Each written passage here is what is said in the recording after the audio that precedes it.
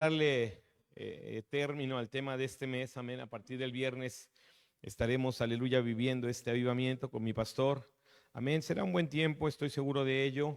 Siempre es una bendición pasar tiempo con tu pastor, amén. Y bueno, cuando viene lo hacemos, cuando lo vemos en otros lugares lo hacemos.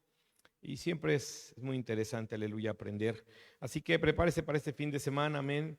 Y hoy quiero, aleluya, hablar de esta victoria del Señor Jesucristo compartida hacia nosotros. Quiero hablarte, aleluya, de esa transmisión de vida.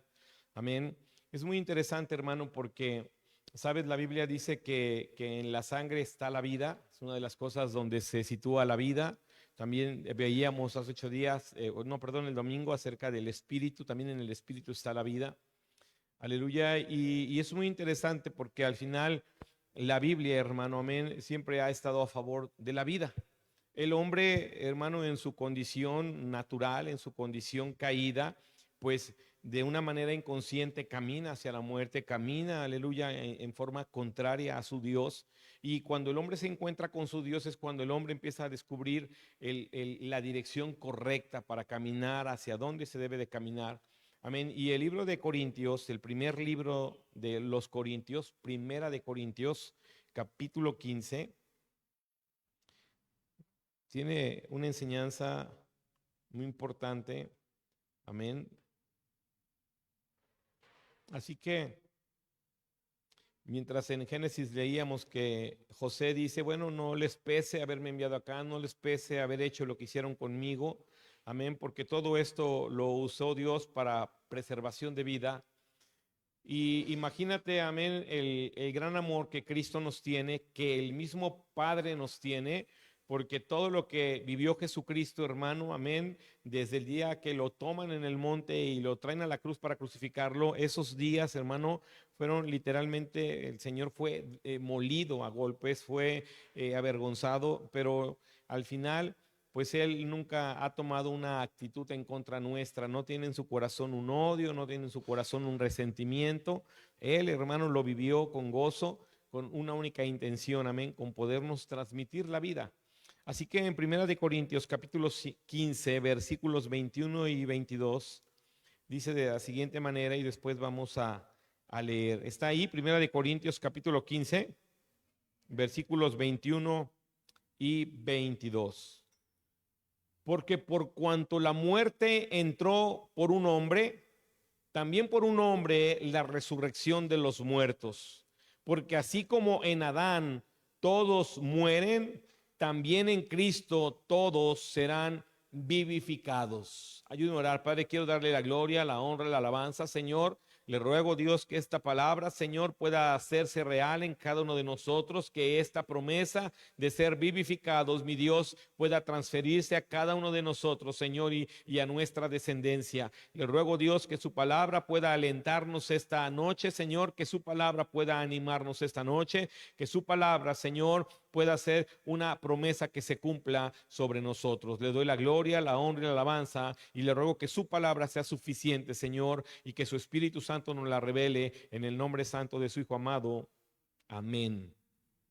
Hermano, todos sabemos, aleluya, que a raíz de que Adán pecó, amén, de que Adán pecó en el paraíso con Eva y estos fueron expulsados y después de ello, aleluya, empieza a darse una gran descendencia, amén, y ya transmitido el pecado, ya transmitida, aleluya, esta muerte sobre Noé, el sobreviviente después del diluvio, bueno, continúa, amén, esta obra carnal de muerte sobre las personas, sobre el ser humano, pero la Biblia, hermano, nos enseña que desde los tiempos antiguos Dios siempre ha estado buscando que el hombre subsista, que el ser humano, hermano, aleluya, continúe pisando esta tierra. Y el Señor ha estado guardando, amén, a la humanidad, ha guardado a los hombres y dentro de esa humanidad que ha guardado, el Señor escoge a personas, hermano, para que esas personas, amén, puedan caminar en pos de la eternidad. El Señor va escogiendo personas, hermano, a las cuales transferirles esta vida eterna.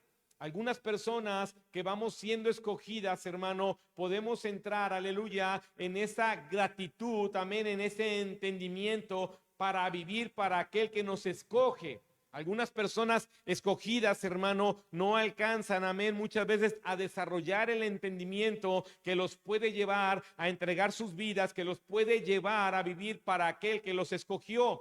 Pero más allá de centrarnos en quién somos nosotros y el que agradece y entiende o el que no entiende y no agradece, lo que hoy tenemos que nosotros mirar, hermano, es que el Señor Jesucristo, aleluya, es alguien que transfiere la vida y que si bien al principio hubo alguien que nos contamina de muerte y nos hereda muerte, también el segundo Adán o Jesucristo llamado el segundo Adán, aleluya, es alguien, hermano, que nos transfiere la vida de tal manera que aquel primer Adán, hermano, aleluya, para los creyentes ya no tiene herencia para nosotros.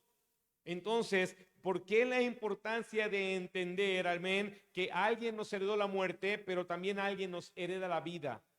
Porque si tú y yo no entendemos, aleluya, el potencial que hay en Cristo Jesús para poder vencer a la muerte, hermano, entonces tú y yo no podríamos entender más del reino de Dios y del por qué se debe de vivir de tal manera dentro del reino de Dios. Hay una porción en el libro de Romanos, capítulo 5, que refuerza, aleluya, la carta a Corintios. Amén. Así que Romanos capítulo 5 lo dice de una forma más específica, muy clara la carta a los Romanos. Romanos 5 del versículo 12 en adelante. Romanos 5 del 12 en adelante. Por tanto, como el pecado entró en el mundo por un hombre y por el pecado la muerte, así la muerte pasó a todos los hombres por cuanto todos pecaron. Pues antes de la ley había pecado en el mundo, pero donde no hay ley no se inculpa de pecado. No obstante, reinó la muerte desde Adán hasta Moisés, aún en los que no pecaron a la manera de la transgresión de Adán, el cual es figura del que había de venir.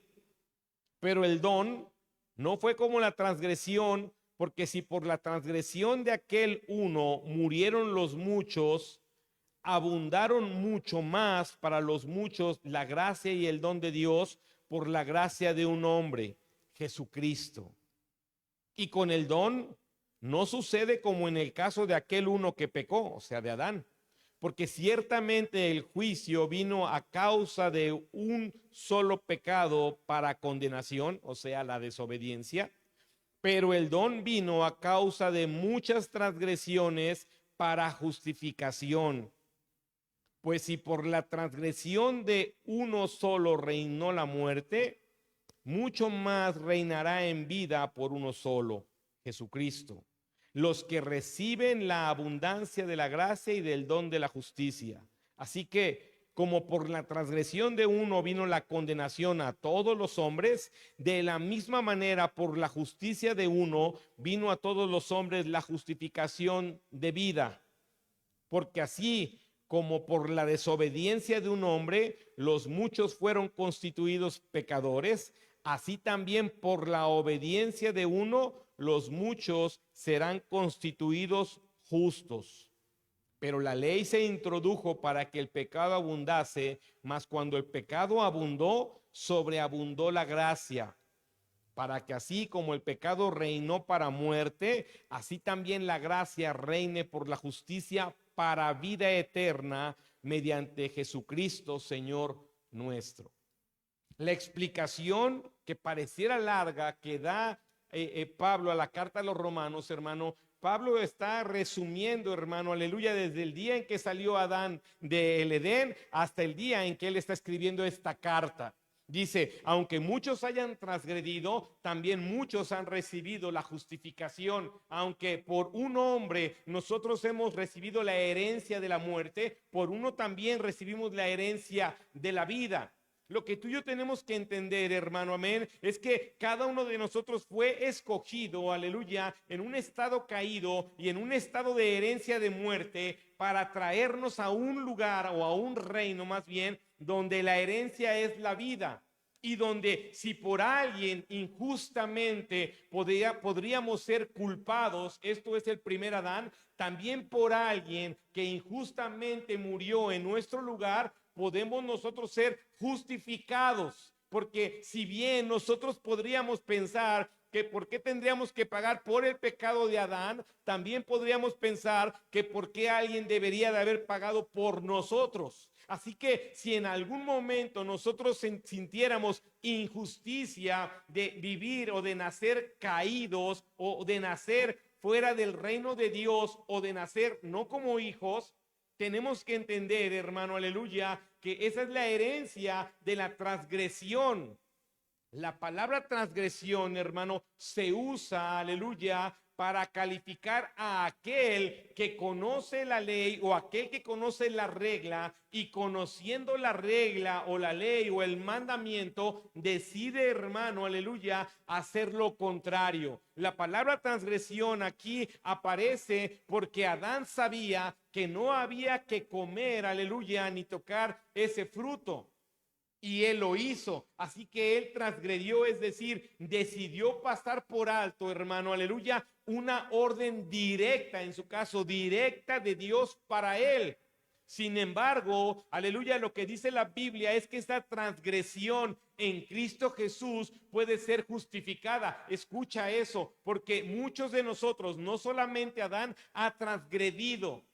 Muchos de nosotros, estando conscientes ya del mandamiento, hemos decidido desobedecerlo. Es decir, nuestro primer perdón de pecados, cuando no conocíamos a Dios y comenzamos a conocerlo y a conocer su palabra y a conocer cómo hay que moverse en el reino, hermano, amén. A partir de ese conocimiento nos volvemos transgresores. Es decir, sabía que no y lo hice, sabía que debía y no lo hice.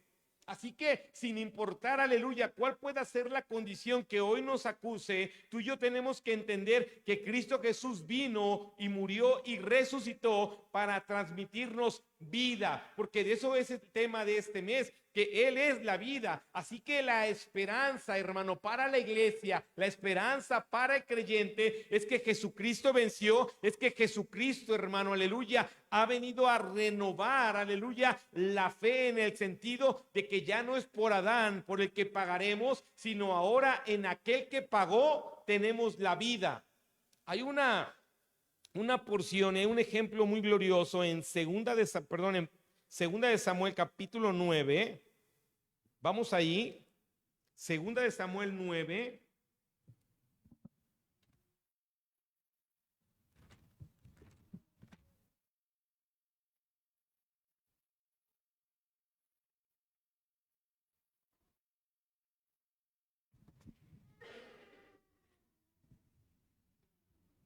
Vamos a leer del versículo 1 al 10. Muchos conocemos la historia, gracias a Dios por eso, pero vamos a recordarla. Dijo David: ¿ha quedado alguno de la casa de Saúl a quien haga yo misericordia por amor de Jonatán? Y había un siervo de la casa de Saúl que se llamaba Siba, al cual llamaron para que viniese a David, y el rey le dijo: ¿eres tú Siba? Y él respondió: tu siervo. El rey le dijo: ¿no ha quedado nadie de la casa de Saúl a quien haga yo misericordia de Dios? Y Siba respondió al rey: aún ha quedado un hijo de Jonatán, lisiado de los pies. Entonces el rey le preguntó: ¿dónde está? Y Siba respondió al rey: he aquí está en casa de Maquir, hijo de Amiel, en Lodebar. Entonces envió el rey David y le trajo de la casa de Maquir, hijo de Amiel, de Lodebar, y vino Mefiboset, hijo de Jonatán, hijo de Saúl, a David. Y se postró sobre su rostro e hizo reverencia, y dijo David: Mefiboset. Y él respondió: he aquí tu siervo. Y le dijo David: no tengas temor, porque yo a la verdad haré contigo misericordia por amor de Jonatán tu padre, y te devolveré todas las tierras de Saúl tu padre, y tú comerás siempre a mi mesa. Y él, inclinándose, dijo: ¿quién es tu siervo para que mires a un perro muerto como yo? Entonces el rey llamó a Siba, siervo de Saúl, y le dijo: todo lo que fue de Saúl y de toda su casa, yo lo he dado al hijo de tu señor. Tú pues le labrarás la tierra, tú con tus hijos y tus siervos, y almacenarás los frutos para que el hijo de tu señor tenga pan para comer. Pero Mefiboset, el hijo de tu señor, comerá siempre a mi mesa. Y tenía Siba 15 hijos y 20 siervos. Hermano, cuando nosotros vemos quién es Cristo, cuando vemos cuál era nuestra herencia a partir del primer Adán, y nosotros venimos y miramos esta historia, hermano, lo que había heredado Saúl, aleluya, a su nieto Mefiboset, era lo mismo que había heredado el primer Adán para nosotros. Porque la ley decía que cuando un rey era derrotado, que cuando un rey, hermano, aleluya, era suplido, toda su descendencia debería de morir con la intención de que nadie reclamara en el futuro el reino. Así que Mefiboset, hermano, vivía escondido porque sabía que el día que se le encontrase, aleluya, debía de pagar, hermano, por la herencia, escúchame bien, por el solo hecho de ser el nieto de Saúl, hijo de Jonatán. Y aunque era el hijo en términos de ley del amigo de David, Jonatán, él debía de morir por causa de Saúl. Pero lo que tú y yo miramos aquí, hermano, es que David es el tipo de Cristo en el Antiguo Testamento que extiende gracia y misericordia y que convierte la herencia del primer hombre, aleluya, en gracia y misericordia y en vida y sustento. Y eso es lo que tú y yo tenemos que entender, que Dios, hermano, aleluya, nos escoge como David escogió o buscó a Mefiboset, quien debía de morir, pero que finalmente se le extiende la gracia y la misericordia para que pueda ser atendido con dignidad y con honra, como lo hemos sido tú y yo de parte de Dios. Que Dios, hermano, no nos ha tratado según nuestra transgresión, ni tampoco nos ha tratado, hermano, aleluya, con la justicia que debería de aplicarse según la herencia del primer Adán. Que Cristo, en lugar de condenarnos por el pecado propio y por el pecado heredado, decidió, como dice en Corinto, porque donde abundó el pecado, sobreabundó la gracia, porque donde podría haber muerte, en Cristo Jesús, hermano, hay vida. Y es algo que tú y yo tendríamos que entender, aleluya, desde el punto espiritual para poder comprender por qué nos debemos a Cristo. ¿Cómo creen que haya vivido Mefiboset, hermano, con David?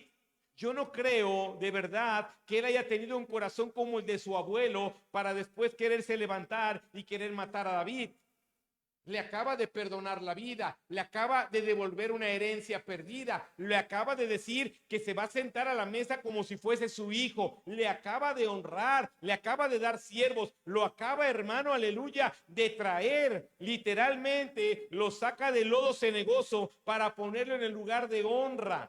Eso es lo que Cristo, hermano, ha hecho con cada uno de nosotros, con cada escogido. Cristo lo que busca, hermano, aleluya, es romper con la herencia de muerte para darnos la herencia de vida. Una vida que con nuestras muchas obras, buenas o malas, jamás podríamos haber obtenido. Que esta transferencia de vida de Cristo para nosotros, de David hacia Mefiboset, hermano, aleluya, es meramente gracia, es meramente misericordia. Y cuando tú y yo no alcanzamos a entender que es gracia y misericordia lo que se ha aplicado sobre nuestras vidas, entonces podríamos darle, hermano, oportunidad, aleluya, a un poco de merecimiento propio para tener vida eterna. Podríamos darle oportunidad a un poco de orgullo, podríamos darle oportunidad a decir, he sido yo, no ha sido Cristo. Y no es así. Necesitamos mirar, aleluya, de verdad la Biblia, hermano, para comprender que si nosotros somos herederos de vida eterna, ha sido porque Jesucristo así lo dispuso para cada uno de nosotros. Eso es lo glorioso. David le dice a este hombre, no tengas miedo. ¿Por qué habría que tener miedo? Porque él esperaba muerte. Los hombres que veían a Dios en el Antiguo Testamento, hermano, decían, voy a morir porque he visto al Señor cara a cara. Y cuando no les pasó eso de morir, dijeron, Él tuvo misericordia, Él tuvo gracia. Y cuando tú y yo, hermano, no alcanzamos a comprender, no sé cuántos de aquí podríamos entenderlo por nuestras vidas pasadas, pero quizá algunos de nosotros sí podríamos comprender, decir, quizá ya ni siquiera estuviera vivo. Algunos ni siquiera estuviéramos casados. ¿Estás aquí?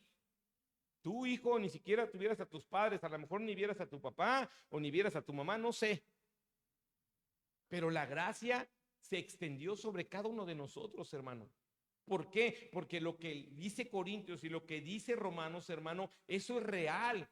Es real. Estábamos viviendo en una herencia y tú sabes cómo estábamos viviendo. Cada uno de nosotros identifica con claridad cómo vivía sin Cristo mientras la herencia del primer Adán, hermano, estaba sobre nosotros. No hay nada de qué enorgullecerse, aleluya, de esa vida pasada. De lo que uno puede orgullecerse, hermano, es de esta herencia de vida, de esa transmisión que Cristo ha estado haciendo sobre nosotros y que nosotros tenemos, hermano, que comenzar a actuar y a vivir, aleluya, en función de la vida otorgada, de la dignidad dada, de devolvernos, hermano, aleluya, aquello que habíamos perdido. En el libro, regresando al libro de Corintios, Primera de Corintios, capítulo 15, ¿está aquí? Primera de Corintios, capítulo 15.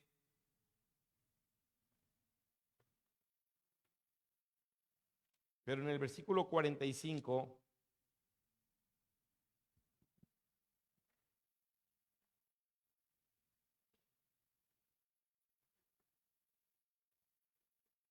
Primera de Corintios 15, del 45 al 49, así también está escrito, fue hecho el primer hombre, Adán, alma viviente, el postrer Adán, espíritu vivificante. Mas lo espiritual no es primero, sino lo animal, luego lo espiritual. El primer hombre es de la tierra, terrenal. El segundo hombre, que es el Señor, es del cielo. Cual el terrenal, tales también los terrenales. Y cual el celestial, tales también los celestiales. Y así como hemos traído la imagen del terrenal, traeremos también la imagen del celestial. Escuche eso, hermano. O sea, la Biblia siempre nos va a aclarar cuál es nuestro origen y a qué tenemos derecho en Cristo Jesús. La Biblia siempre va a aclararnos nuestra naturaleza y cuál es la sobrenaturalidad en Jesucristo.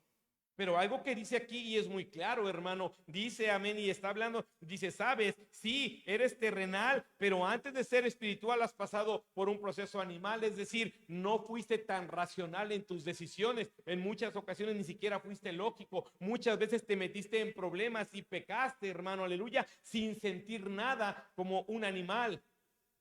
Dice, pero eso, aleluya, era causa del primer Adán, pero ahora en Cristo, si bien eras terrenal, necesitas ir tomando la figura de lo celestial. Si tú antes eras terrenal, ahora tienes que ser espiritual. Hermano, tiene que verse el cambio, tendría que verse, aleluya, la nueva figura sobre nosotros. Tendríamos nosotros, aleluya, que mostrar que hoy nuestro ADN, hermano, aleluya, ya no está configurado por la caída del primer hombre, sino está configurado por la victoria de aquel que venció en la cruz. Si tú y yo no mostramos, aleluya, que tenemos vida, si tú y yo no mostramos ahora que estamos siendo vivificados por el Espíritu, entonces nos queda, hermano, aleluya, mostrar que seguimos sintiendo vida en la carne. El hombre no puede moverse en más espacios más que en el material y carnal o en el espiritual e invisible. Y la Biblia dice que todo lo que se ve pasará, será pasajero, hermano, pero lo que no se ve tiene eternidad. Así que cuando tú y yo miramos, aleluya, lo que dice la Biblia respecto a nuestro inicio y a lo que hoy somos por causa de la gracia de Cristo sobre nuestras vidas, deberíamos de plantearnos literalmente si estamos o no necesitados de una vida espiritual. Lo leí al principio, el Espíritu es el que vivifica. Es por medio de lo espiritual, hermano, que nosotros recibimos la herencia del Adán nuevo o de Jesucristo. Nosotros tenemos que entender, David lo escribió de otra manera. David dijo, refiriéndose, hermano, amén, a esa naturaleza: en maldad fui concebido, en pecado me formó mi madre. Y no refiriéndose en una calificación a un acto específico de su mamá, sino refiriéndose a la naturaleza a la que pertenece todo ser humano que nace. Cuando tú y yo entendemos esa naturaleza, entonces podría surgir en nosotros, hermano, un hambre real de decir: Señor, vivifícame, Señor, dame tu espíritu, Señor, quítame lo terrenal, Señor, amén, contrarresta la naturaleza del primer Adán. Empieza a surgir una serie, hermano, de anhelos que no hay sin Cristo. Los anhelos de dejar de ser terrenal, de dejar de ser animal, de dejar de ser una persona, hermano, irracional, surge a través de la impartición del Espíritu de Dios en nosotros, para comprender que no queremos la primera herencia, sino la segunda. ¿Estás aquí? Así que cuando hablamos de un Dios que está buscando transmitirnos vida, heredarnos vida, dice aquí lo que leímos en la primera de Corintios, hermano 15, en la primera porción, dice que nosotros la vamos a recibir de Jesucristo.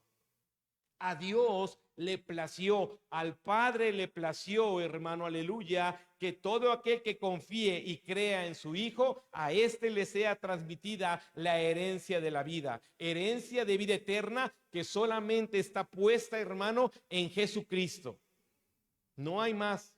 Si usted lee, bueno, ya leyó el libro de Génesis, dice que cuando ellos comen el fruto del bien y del mal, dice que entonces el Señor lo saca y después de eso pone guardianes batiendo la espada, porque ¿qué otro árbol había ahí?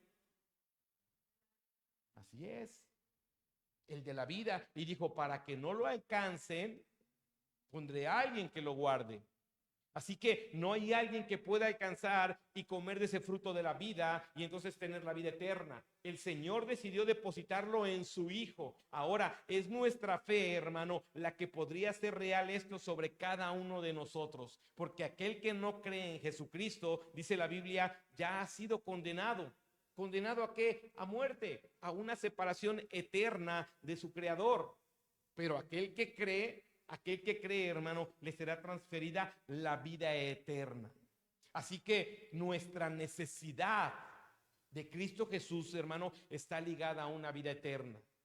El querer vivir para el Señor está ligado a una vida eterna. Tú y yo hoy podríamos, hermano, literalmente sin hacer nada más que creer en Cristo, contrarrestar esa primera herencia que traemos, hermano, como bagaje.